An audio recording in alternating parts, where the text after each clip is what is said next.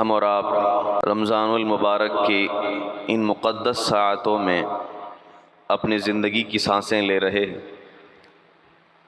یہ اللہ کا بے پناہ احسان ہے کہ اللہ نے ہمیں ہر سال کی طرح یہ والا سال بھی عبادتوں کے ساتھ رمضان نصیب فرمایا ہے۔ آج کے درس میں کچھ ضروری باتیں جو لہو و لعب کے متعلق ہیں، قرآن میں جن کا ذکر ملتا ہے اور آیت پاک میں جس کا ذکر کیا گیا ہے، اس کے متعلق کچھ روشنی ڈالوں گا۔ سب سے پہلے تو ہم جان لیں کہ لہو و لعب ہے کیا، اس کا معنی کیا ہے، اور آج ہماری زندگی کے اندر وہ کس قدر گھر کر گیا ہے۔ لہو و لعب یہ اردو کا لفظ ہے۔ انگلش میں اگر آسان ورڈ میں کہوں تو اسے انٹرٹینمنٹ کہیں گے، اور اردو میں سیر و تفریح بھی کہا جاتا ہے۔ اس کا ذکر قرآن پاک میں ملتا ہے، انٹرٹینمنٹ کا، یعنی طبیعت کے اندر کچھ تازگی پیدا کرنے کے لیے انسان بسا اوقات کچھ ایسے حرکات کرتا ہے یا ایسے لوگوں کے پاس جاتا ہے جس سے اس کی طبیعت خوش ہو جاتی ہے، تازگی پیدا ہوتی ہے۔ اسی کو تو انٹرٹینمنٹ کہتے ہیں، موج کرنا یا مزہ کر دینا۔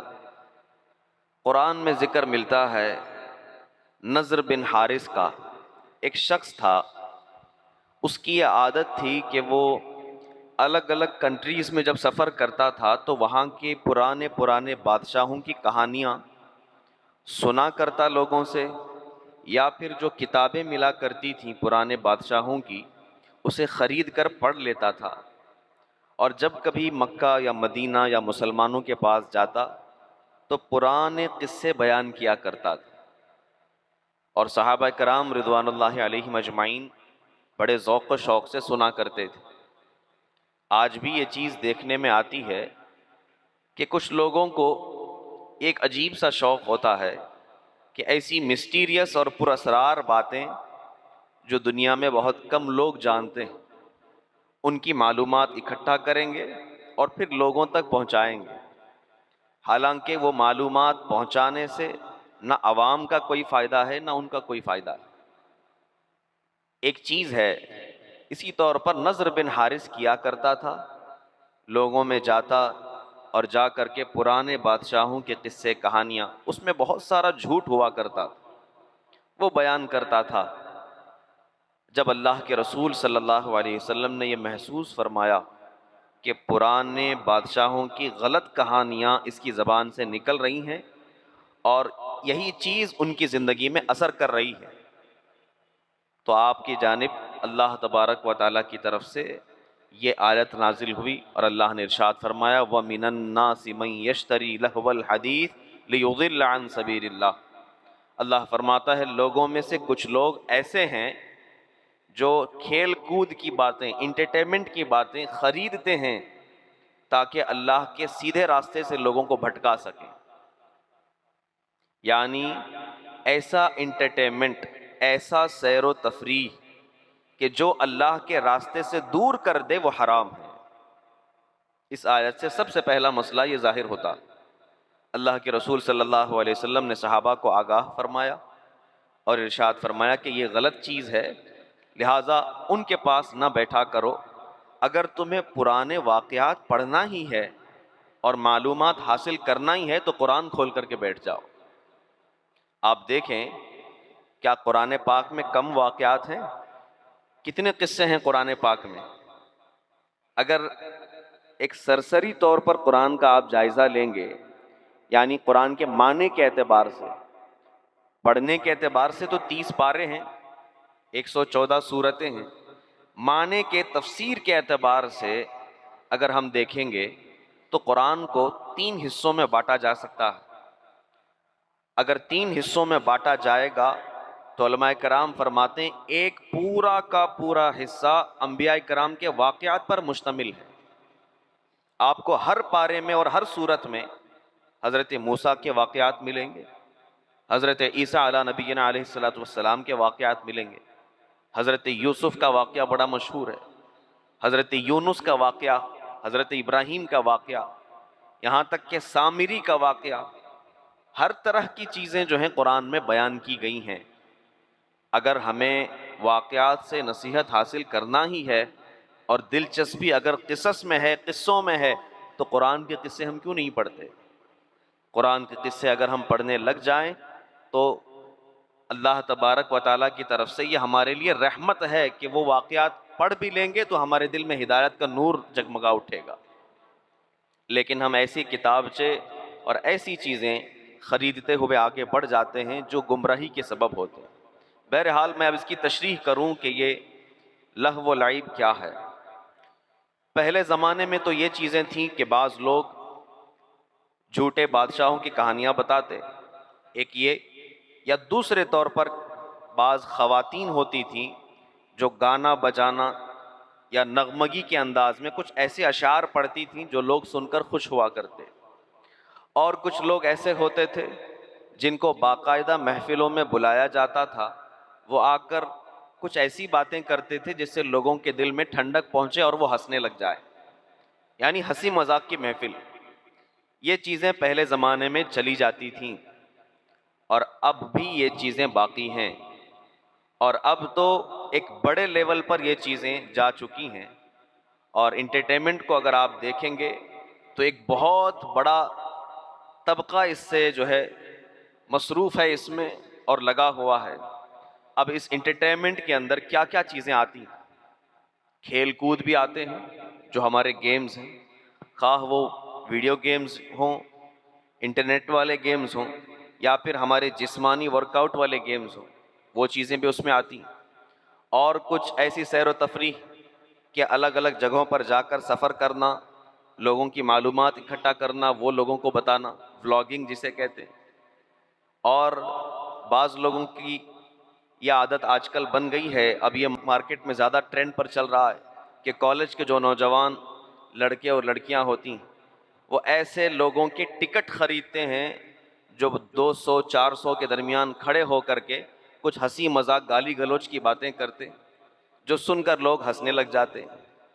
بعض لوگ وہ ہیں جو مہنگے مہنگے ٹکٹ خرید کر کھیل دیکھنے جاتے ہیں، مثال کے طور پر کرکٹ ہے، فٹ بال ہے، اس طرح کے کھیل ہیں۔ گویا کہ کل ملا جلا کر یہ انٹرٹینمنٹ کا جو معاملہ پہلے چھوٹا تھا اب وہ ایک بڑے لیول پر پہنچ گیا۔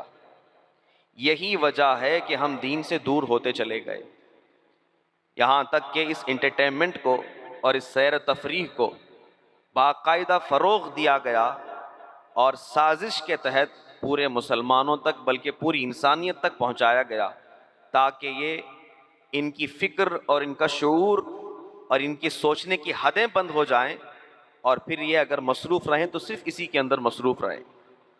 یہی وجہ ہے کہ پہلے زمانے میں جو لوگوں کی بلند اخلاقی آپ کو نظر آتی تھی آج وہ موجود نہیں، آج کے بچوں میں وہ موجود نہیں۔ لوگ کہتے ہیں زمانہ ترقی کر رہا ہے، اگر زمانہ ترقی کر رہا ہے تو پھر برائیاں اس قدر زیادہ کیوں ہیں؟ ترقی کا مطلب تو یہ ہوتا کہ انسانیت فائدے میں ہوتی، نہ یہ کہ بچیوں کی عصمتیں لوٹی جا رہی ہوتی، نہ یہ کہ کسی بچے کے آنکھ کان گردے محفوظ نہیں۔ ہر طرف چوری ڈکیتی بڑھتی جا رہی ہے، عورتوں کی عزت پر بات زیادہ آ رہی ہے، اور ہر طرف برائی زیادہ بڑھ رہی ہے۔ تو اگر زمانہ ترقی کر رہا ہے تو پھر یہ برائی کیوں آ رہی ہے؟ دراصل یہ ایک چھلاوا ہے جو یہودیوں نے اور عیسائیوں نے آپ کے سامنے رکھا اور کہا ہے کہ دنیا ترقی کر رہی، لیکن اصل دنیا ترقی نہیں بلکہ نبی سے دور ہو کر وہ برائی کی طرف جا رہی ہے۔ اللہ کے رسول نے کیا فرمایا تھا؟ سب سے بہترین زمانہ میرا ہے، میرے بعد وہ سب سے بہترین زمانہ ہے جو اس سے ملے۔ جو بہتر زمانے تھے وہ تو گزر گئے، اب جوں جوں ہم نبی سے دور ہوتے چلے جا رہے ہیں ہم برائی کی طرف چلے جا رہے ہیں۔ اور آج موبائل کے ذریعے سے، انٹرنیٹ کے ذریعے سے ہمارے بچوں اور ہمارے نوجوانوں تک یہ چیزیں پہنچائی گئیں کہ آج آپ کے بچے پوری پوری رات موبائل میں گیم کھیلتے ہوئے گزار نہیں دیتے۔ پہلے ایسا نہیں ہوا کرتا تھا، پہلے کچھ اور حالات تھے، لوگ ایک دوسرے سے باتیں کیا کرتے تھے، بیٹھتے تھے، کچھ چیزیں سیکھتے تھے۔ اب تو یہ حال ہو چکا ہے کہ رمضان کا ایک خاص مطلب یہ ہوتا ہے کہ بڑے بڑے ٹاسک جو ان کو اور دنوں میں کمپلیٹ نہیں ہو پاتے ہیں وہ رمضان المبارک میں وہ کر لیتے، کیونکہ گھر کی طرف سے بھی آزادی ہوتی کہ روزہ رکھ لیا، بڑا کام کر لیا، اور پوری رات گیم کھیلنے میں چلی گئی۔ اللہ اکبر! یہ چیزیں یہودیوں کے ذریعے سے ہمارے اندر پہنچائی گئی۔ ہمارے استاد کہا کرتے تھے بسا اوقات ہمیں معلوم تک نہیں ہوتا کہ کون ہمارے خلاف سازشیں کر رہا ہے، اور ہم انجانے میں ان کی سازشوں کا شکار بن رہے ہوتے ہیں اور اس میں ملوث ہو جاتے ہیں۔ آج یہی حال ہے، پورا عرب کنٹری آپ دیکھ لیں، ان کی نیوز دیکھ لیں، وہاں کے اخبار دیکھ لیں۔ ایک وقت میں عرب وہ تھے کہ جو دنیا میں اسلام کا پرچم لہرایا کرتے تھے، ہر طرف ان کے اخلاق کے سکے لوگوں میں بٹھے ہوئے تھے، بلکہ یہ عرب ہی تو تھے جو ہندوستان آئے تو ہم نے کلمہ پڑھنا سیکھا۔ صحابہ کرام رضوان اللہ علیہم اجمعین کا ہندوستان آنا ہوا ہے۔ آج بھی کیرلا کی سرزمین پر دیکھیں حضرت مالک دینار رضی اللہ تعالیٰ عنہ کی مزار پاک ہے۔ ہاں اگرچہ اختلاف ہے کہ وہ صحابی ہیں یا تابعی، لیکن بزرگان دین کا آنا ثابت ہے، اور وہ لوگ سیر و تفریح کے لیے تجارت کے غرض سے جس ملک میں بھی گئے وہاں پر لوگوں نے ان کے اخلاق دیکھے اور کلمہ پڑھ کر مسلمان ہو گئے۔ یہ ان کی عادتیں تھیں کہ جہاں جاتے اسلام کا پرچم لہراتے تھے۔ لیکن آج ہم اتنے 100 کروڑ ہونے کے باوجود ہم اپنے پڑوس میں کسی کی زندگی سدھار نہیں سکتے۔ ارے پڑوس تو دور کی بات، ہم اپنے ماں باپ یا اپنے بچوں کی زندگی میں جو برائیاں ہیں اس کو دور نہیں کر پا رہے ہیں۔ وجہ کیا ہے؟ وجہ صرف یہی ہے کہ ان یہودیوں اور عیسائیوں کے جو چنگل میں ہم پھنس چکے ہیں اس سے باہر آنا ہمارے لیے بہت مشکل ہو گیا۔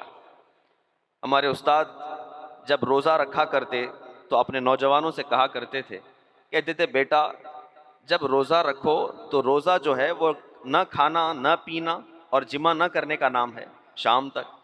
کہتے تھے کہ جہاں تم اس چیز کا روزہ رکھتے ہو ساتھ ہی ساتھ انٹرنیٹ کا بھی روزہ رکھا کرو، انٹرنیٹ کا بھی روزہ رکھو، یعنی سحری کے وقت جو تمہارا انٹرنیٹ بند ہو جائے تو اپنے نفس پر قابو رکھو کہ جب تک افطار نہیں ہوگی میں انٹرنیٹ آن نہیں کروں گا۔ یہ چیز کتنی مشکل ہو گئی ہے، اگر آج ہمارے پاس فون نہ ہو، موبائل نہ ہو، ہماری بے چینی بڑھ جائے گی، بے قراری بڑھ جائے گی۔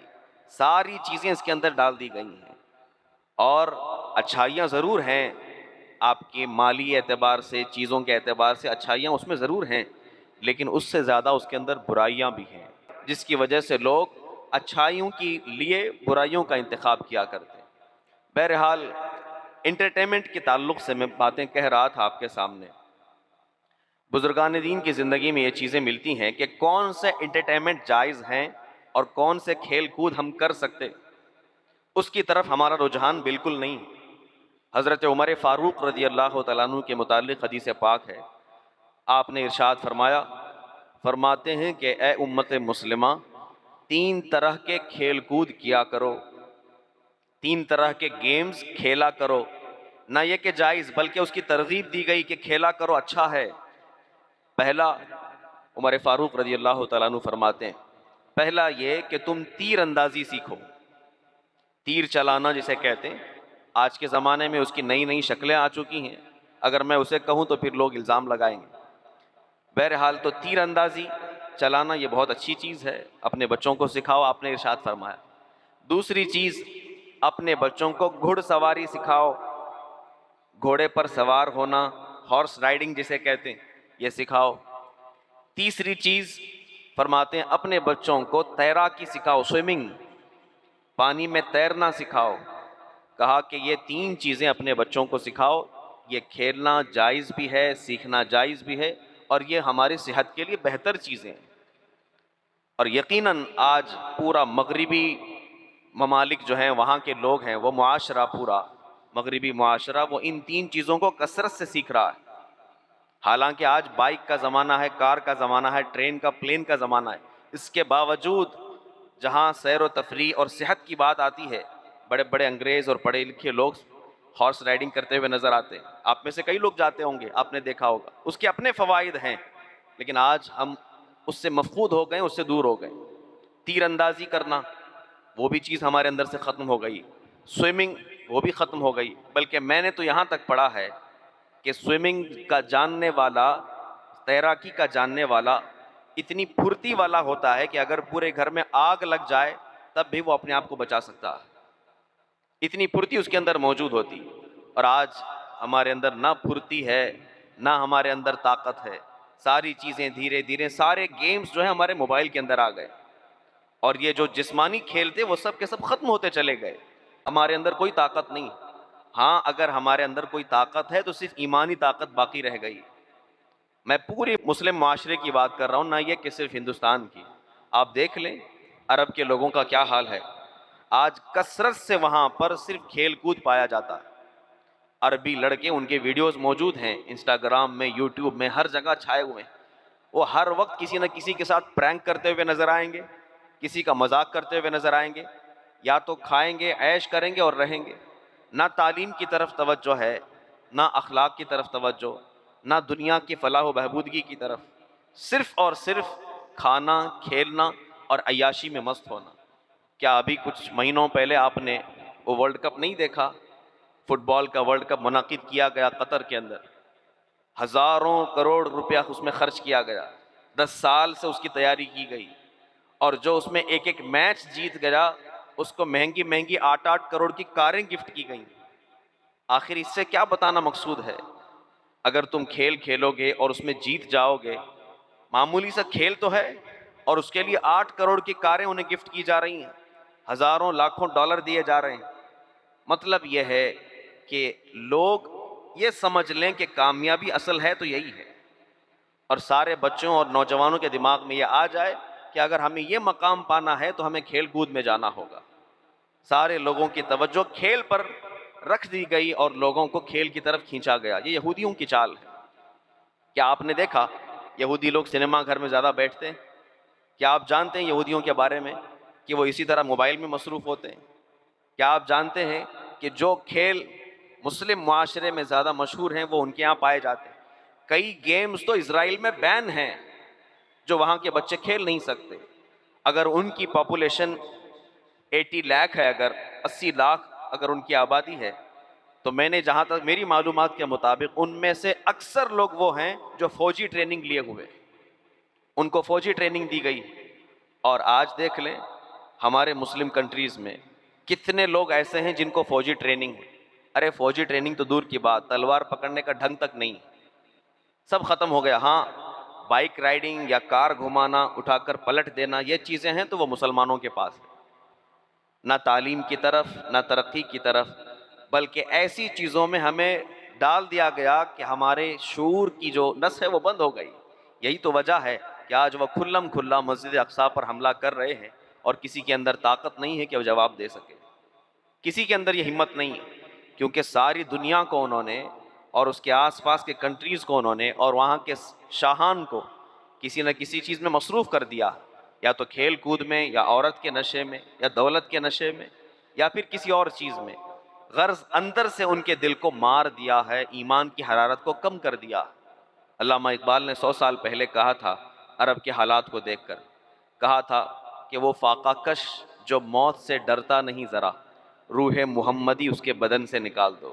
یہ شیطان کی پلاننگ ہے جو اصل یہودی کرتے ہیں، کہ عرب تو وہ ہیں جو بھوکے رہ کر کئی ایسی جنگیں ہیں جو یہ لڑ کر فتح یاب ہو چکے ہیں اسلام کے نام پر، لہٰذا ان کے دلوں سے حضور کی محبت اور ایمان کی حرارت کم کر دو۔ اگر یہ چیز کم ہو گئی تو پھر دیکھنا یہ دنیا میں صرف پیچھے رہ جائیں گے، کبھی کامیاب نہیں ہوں گے۔ اور کہا تھا کہ دے کر عرب کو فرنگی تخیلات، اسلام کو حجاز و یمن سے نکال دو۔ یعنی عرب والوں کو ایسے خیالات دے دو جو امریکہ کے ہیں، یورپ کے ہیں اور وہاں کے لوگوں کے ہیں، اور ان کے اندر سے اسلام کا جو تشخص ہے وہ ختم کر دو۔ آج وہی ہے، آپ کو بظاہر تو نظر آئے گا کہ وہ جبہ پہنے یا برقع پہنے ہیں، لیکن ان کے اندر سے ایمان کم ہو گیا۔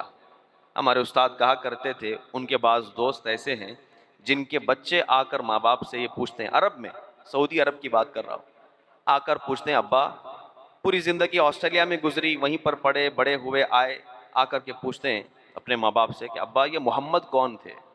ان کا نام بار بار سنتے ہیں۔ ہم ایسی زندگی کا کیا کریں، ایسی اولاد کا کیا کریں جو ایک وقت میں آ کر ہمیں پوچھ رہے ہیں کہ محمد کون ہے؟ اس سے بڑی محرومی ہمارے لیے کیا ہو سکتی ہے مسلمانوں، جن کی بدولت آج ہم راہ راست پر ہیں، حق پر ہیں۔ اللہ نے ہمارے درمیان جس نبی کو بھیج کر احسان فرمایا، اگر وہ ان کی اہمیت ختم ہو گئی اور ان کا نام تک ہمیں معلوم نہیں ہے تو پھر یہ امت جینے کی مستحق نہیں ہے۔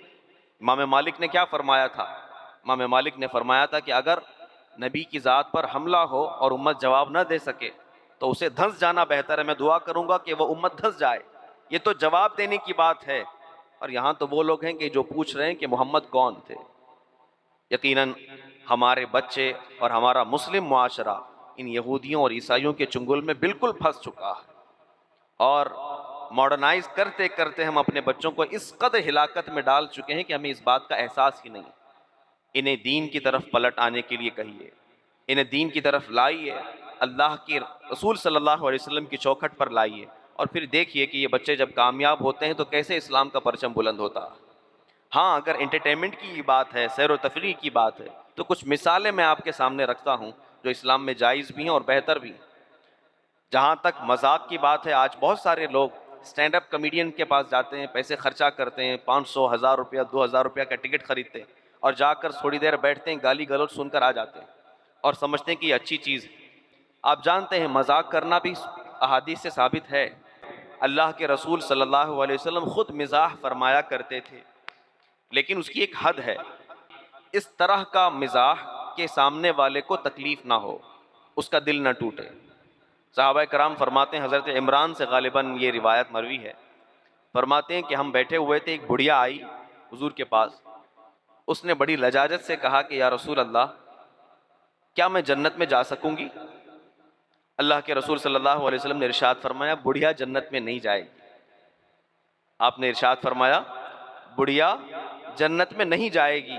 وہ رونے لگ گئی، یا رسول اللہ، میں تو مسلمان ہوں، آپ کا کلمہ پڑھتی ہوں، نمازیں ادا کرتی ہوں، جو کچھ شریعت کے احکام ہیں عمل کرتی ہوں، کیا مجھ سے کوئی خطا ہو گئی ہے کہ میں جنت میں نہیں جاؤں گی؟ رسول پاک نے اگر فرما دیا کہ جنت میں جو جائے گا تو وہ یقیناً جائے گا، اور جس کے متعلق فرما دیا کہ نہیں جائے گا وہ کبھی نہیں جائے گا۔ تو وہ بڑھیا کہتی لجاجت کے ساتھ، حضور اگر کچھ غلطی ہوئی ہے تو میں توبہ کرنے کے لیے تیار ہوں، لیکن میں کیوں نہیں جاؤں گی؟ رسول پاک مسکرائے اور ارشاد فرمایا، میں نے یہ کہا کہ بڑھیا نہیں جائے گی، میں نے یہ تو نہیں کہا کہ تو نہیں جائے گی۔ اور پھر قرآن پاک میں سورہ واقعہ کی وہ آیت رسول پاک نے تلاوت فرمائی اور ارشاد فرمایا کہ اللہ تبارک و تعالیٰ جب لوگوں کو جنت میں داخل فرمائے گا تو سب کو سب جوان کر کے داخل فرمائے گا، سب کو جوان فرما کر کے جنت میں داخل فرمائے گا، لہٰذا بڑھیا تو اس وقت بوڑھی نہیں ہوگی بلکہ جوان ہوگی۔ رسول پاک سے مزاح ثابت ہے، ایسا مزاح ہمارے درمیان کیوں نہیں ہوتا؟ جب بھی ہماری زبان سے کوئی بات کھلتی ہے، کسی نہ کسی کا دل ٹوٹتا، کسی کو گالی دے کر بات کرنا، کسی کو ستانا۔ اسی طرح ایک صحابی تھے، ان کی عادت تھی کہ رسول پاک صلی اللہ علیہ وسلم جب کبھی غمگین ہوتے یا کبیدہ خاطر ہوتے، حزن و ملال آپ پر چھایا ہوتا کسی جنگ کی وجہ سے یا کسی اور وجہ سے، تو صحابہ کرام اس صحابی کو لے کر آیا کرتے تھے۔ ان کو جیسے ہی رسول پاک دیکھتے، حضور کے چہرے پر تبسم آ جایا کرتا، مسکرا اٹھتے تھے۔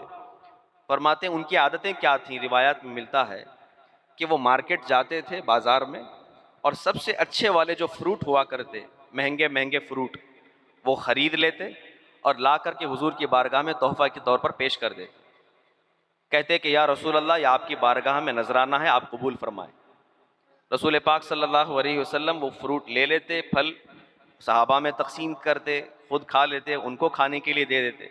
جب سب کچھ فروٹ ختم ہو جاتا تھا تو وہ صحابی کھڑے ہو کر کہتے، یا رسول اللہ پیسے دیجیے۔ رسول پاک صلی اللہ علیہ وسلم پوچھتے کہ ارے ابھی تو تم نذرانہ لے کر کے آئے تھے، پھر یہ پیسے کس بات کے؟ تو کہتے یا رسول اللہ، میں غریب آدمی ہوں، آپ کو بھی معلوم ہے، میرے پاس کہاں اتنے پیسے کہ میں خرید سکوں۔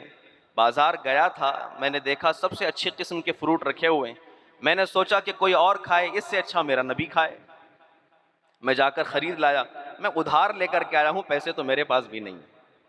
اللہ کے رسول صلی اللہ علیہ وسلم مسکرا اٹھتے اور اپنی جانب سے رقم ادا کرتے اور فرماتے جاؤ اسے ادا کر دو۔ اس طرح کا مزاح ہمارے درمیان کیوں نہیں؟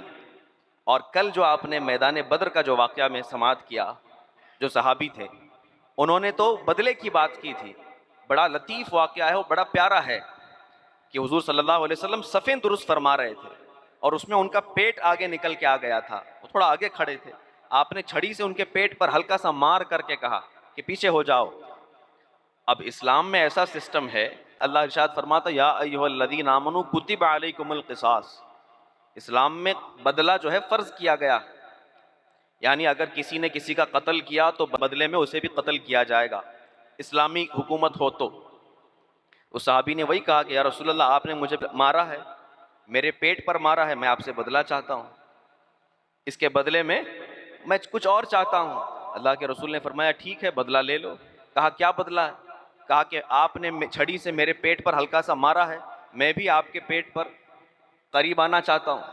اللہ کے رسول نے اپنا جبہ اٹھایا، وہ صحابی قریب گئے اور بدلہ لینے کے بجائے حضور کے پیٹ کو بوسہ دے کر کے واپس آ گئے اور کہا کہاں میری یہ قسمت، کب مجھے یہ موقع ملتا کہ حضور پاک سے میں قریب ہو جاتا اور جہنم سے آزاد ہو جاتا۔ تو یہ سیر و تفریح ہمارے درمیان کیوں نہیں ہے؟ ایسی سیر و تفریح کیوں نہیں ہے کہ جس سے لوگوں کی طبیعت میں اور اچھائی آ جائے اور بہتری آ جائے اور اچھائی کی طرف ہم آگے چلے جائیں؟ ہم ایسی سیر و تفریح کی طرف جاتے ہیں جس سے لوگوں کے دل ٹوٹتے ہیں یا تضیع اوقات ہوتا ہے، وقت ضائع ہوتے ہیں۔ خاص طور پر میں کہوں گا نوجوانوں سے کہ رمضان المبارک میں ایسے کھیل اور ایسے گیم سے بچو جو تمہیں راہ راست سے بھٹکاتے ہیں۔ قرآن کو چھوڑ کر ایسے گیمز کھیلتے رہنا کہ جس میں بہت ساری حرام کاریاں آ جاتی ہیں جس کا ہمیں اندازہ بھی نہیں۔ آخری بات ذکر کر کے اپنی بات مکمل کروں، ایک سب سے زیادہ کھیل جو یہاں پر پایا جا رہا ہے ہندوستان میں وہ ہے سود کا کھیل، بیٹنگ لگانا۔ آج بہت زیادہ کثرت سے اس کے ایڈورٹائز بھی آ رہے ہیں اور نوجوان اس میں تھوڑی سی رقم کے لیے بہت دیوانے ہو رہے ہیں۔ کچھ ایسے کھیل ہیں کہ ٹیم بناؤ، کچھ ایسے کھیل ہیں کہ یہ چیزیں کرو، یہ پتے کھیلو، یہ کرو، اور تمہیں جو ہے بڑی بڑی کاریں جو ہیں گفٹ کی جائیں گی، لاکھوں کروڑ روپے آئیں گے، اور کہیں نہ کہیں کئی مہینوں پہلے کوئی ایک شخص کچھ کروڑ روپے جیتا ہوگا، اس کی بات لے کر ہزاروں کروڑوں لوگوں کو جو ہے بیوقوف بنایا جا رہا ہے اور وہ لوگ اس میں پھنستے جا رہے ہیں۔ یاد رکھیں سود بڑا سخت جرم ہے، اسلام میں بڑا سخت جرم ہے۔ اللہ کے رسول صلی اللہ علیہ وسلم نے ارشاد فرمایا سود کے متعلق اور جوے کے متعلق، یہ انہی دونوں چیزوں میں سے آتے ہیں گیمز، فرمایا کہ جب وہ بندہ جو سود کھاتا ہے یا جوا کھیلتا ہے وہ مسجد میں آتا ہے اور وہ وضو کر کے مسجد میں آتا ہے تو اس طرح ہے گویا کہ اس نے پانی سے وضو نہیں کیا بلکہ خنزیر کے خون سے وضو کر کے آ رہا، اور جیسے ہی وہ مسجد میں قدم رکھتا ہے اللہ کے فرشتے اس کے لیے بد دعا کرتے ہیں کہ اللہ یہ مسجد سے باہر چلا جائے کہ اتنا بڑا گنہگار مسجد کے اندر آ گیا۔ اور آج یہ فیشن کے طور پر آپ کے چھوٹے چھوٹے بچوں کے اندر یہ چیزیں ڈال دی گئیں، ہر آپ کو دوسرا چوتھا نوجوان ملے گا جو اس میں سائن ان کیا ہوگا اور اس طرح کے پیسے وہ کچھ نہ کچھ تو کما چکا ہوگا کہ میں کچھ پہ کھیلوں اور پیسے کما لوں، کچھ کھیلوں اور پیسے کما لوں، اور وہ یہ سمجھ رہے ہوں گے کہ ہمارے ماں باپ ہم کو خالی بیٹھنے کے لیے نہیں کہہ رہے ہیں بلکہ ہم تو گیم کھیل رہے ہیں اور پیسہ کما رہے ہیں۔ یاد رکھو کہ پیسہ آنا یہ بڑی بات نہیں، لیکن حلال طریقے سے آنا یہ بڑی بات ہے۔ اور ایک بار جب حرام لقمہ ہمارے پیٹ میں آ جاتا ہے پھر نہ ہمیں قرآن میں لذت ملتی ہے، نہ پھر ہمیں نماز میں لذت ملتی ہے، نہ ہمارے اندر روحانیت باقی رہتی، پھر ہمارا دل برائی کی طرف گناہوں کی طرف چلا جاتا ہے۔ یہی تو وجہ ہے کہ آج گانے سن کر کے تو ہماری آنکھوں سے آنسو آتے ہیں لیکن قرآن سن کر کبھی ہماری آنکھوں سے آنسو نہیں آتے، قوالی سن کر کے ہم مست ہو جاتے ہیں لیکن کیا کبھی ایسا ہوا کہ نماز پڑھ رہے ہوں اور جہنم کے واقعات قرآن میں چل رہے ہوں اور ہماری آنکھوں سے آنسو آ جائے اور اللہ کا خوف ہمارے دل میں آ جائے؟ ہم سب کی عمریں 20 سال 40 سال 50 سال ہو گئیں، کبھی زندگی میں ایسا وقت نہیں آیا کہ قرآن جو ایسا اثردار ہے کہ جس کی وجہ سے حضرت عمر مسلمان ہوئے، بڑے بڑے کبار صحابہ جو اس وقت مسلمان نہیں ہوئے تھے قرآن سن کر کے مسلمان ہوئے، آج وہ قرآن 5 وقت نمازوں میں پڑھا جا رہا ہے اور 3 وقت تو سنائی دے رہا ہے، اس کے باوجود ہمارے دل میں اثر نہیں۔ وجہ یہ ہے کہ ہم نے ایسے انٹرٹینمنٹ اور ایسے کھیلوں کو اور ایسی کمائی کو ذریعہ معاش بنا لیا کہ جو ہمارے پیٹ میں حرام لقمے کے طور پر چلے گئے اور روحانیت ختم ہو گئی۔ اب ہم قرآن سنتے بھی ہیں تو اس کا اثر نہیں ہوتا، لہٰذا ایسے کھیلوں سے دور رہو۔ خاص طور پر رمضان المبارک میں نوجوانوں سے میں کہوں گا کہ ایسے کھیلوں سے دور رہو اور چھوڑ دو جتنا تم یہ کھیلتے چلے جاؤ گے یہودی طاقتیں مضبوط ہوتی جائیں گی اور ہمارا کردار مرتا چلا جائے گا۔ ہاں اگر کھیلنا ہی ہے تو سیر و تفریح کے لیے جو حدیث میں جس کی ترغیب دی گئی کہ ہم تیر اندازی بھی کر سکتے ہیں، سوئمنگ بھی کر سکتے ہیں، گھڑ سواری بھی کر سکتے ہیں، اس طرح کے کھیل کہ جس سے ہمارے بدن کو نشو و نما ملتی ہے، طاقت ملتی ہے، وہ چیزیں سیکھ لو، وہ تمہارے لیے بہتر ہیں اور فائدہ مند ہیں۔ اللہ تعالیٰ سے دعا ہے اللہ تعالیٰ ہمیں کہنے سننے سے زیادہ عمل کرنے کی توفیق رفیق عطا فرمائے، ہر طرح کی سازشوں سے ہم سب کو بچنے اور بچانے کی توفیق عطا فرمائے، رمضان المبارک کے روزے صحیح طور پر ہمیں عبادتوں کے ساتھ ادا کرنے کی توفیق عطا فرمائے، اور روزے کے دوران ہم سے جو کچھ غلطیاں قصداً سہون ہوئی ہوں اللہ تبارک و تعالیٰ اپنے فضل سے معاف فرمائے، اور آنے والے روزوں کو صحیح طور پر ہمیں ادا کرنے کی توفیق عطا فرمائے۔ وآخر دعوانا ان الحمد للہ رب العالمین۔ السلام علیکم ورحمۃ اللہ۔